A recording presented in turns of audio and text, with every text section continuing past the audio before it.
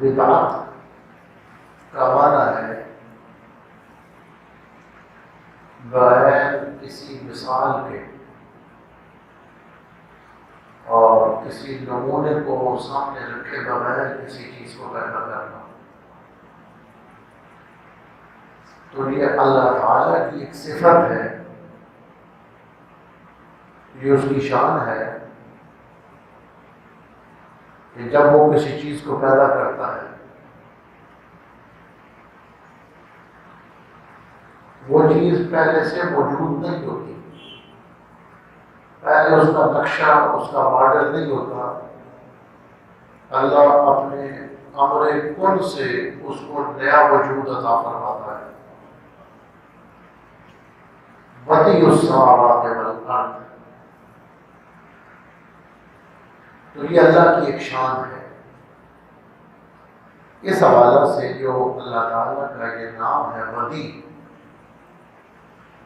چیزوں کو بغیر کسی مثال کے اور بغیر کسی نمونے کے پیدا کرنے والا.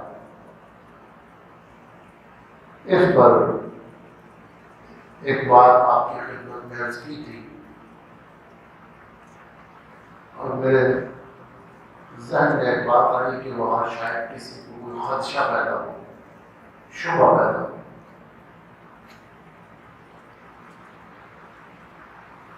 اللہ تعالیٰ کا جو اسم بدیع ہے، اللہ جب اس اسم کے ساتھ اپنی صفت کا کسی بندے پر اظہار کرے تو وہ بندہ نئی نئی چیزیں بناتا ہے، ایجادات کرتا ہے، سائنسدان ہو جاتا ہے. اس حوالے سے میں نے عرض کیا تھا کہ میرے حضرت فرمایا کرتے تھے کہ یہ جتنے دنیا میں سائنسدان ہوئے ہیں، نیوٹن ہے، ڈارون ہے، یہ جتنے بھی لوگ ایجادات کرتے ہیں، ان پر اللہ کے اسم بدیع کی تجلی ہوتی ہے. تو سوال پیدا ہو سکتا ہے کہ کافروں پہ کیسے تجلی ہوتی ہے؟ تو یاد رکھیں یہ ساری کائنات جو ہے یہ اللہ تعالیٰ کی اسماء و صفات کی تجلی سے قائم ہے. آسان سی بات ہے، کافروں کو بھی رزق اللہ دیتا ہے اور اپنی صفت رضاکیت کے ساتھ دیتا ہے.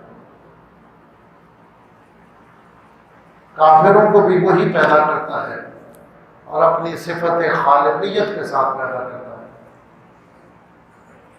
تو اللہ تعالیٰ کی اس کائنات میں تجلیاں پڑتی ہیں، صفات کی بھی اور اللہ کی ذات کی بھی. تو اسماء کے اثرات ہوتے ہیں، ان کے اندر جو حروف ہیں ان کے اثرات ہوتے ہیں. تو میرے حضرت فرماتے تھے کہ جو اللہ تعالیٰ کا اسم بدیع ہے، اس کی تجلی جس پہ پڑ جائے اس کے ذہن میں نئے نئے آئیڈی آتے ہیں، نئی نئی سوچی آتی ہے، نئی نئی تخلیقات آتی ہیں، نئی نئی ایجادات اس کے ذہن میں آئیں گی. تو یہ اللہ تعالیٰ کی ایک شان ہے، بدیع السماوات والارض.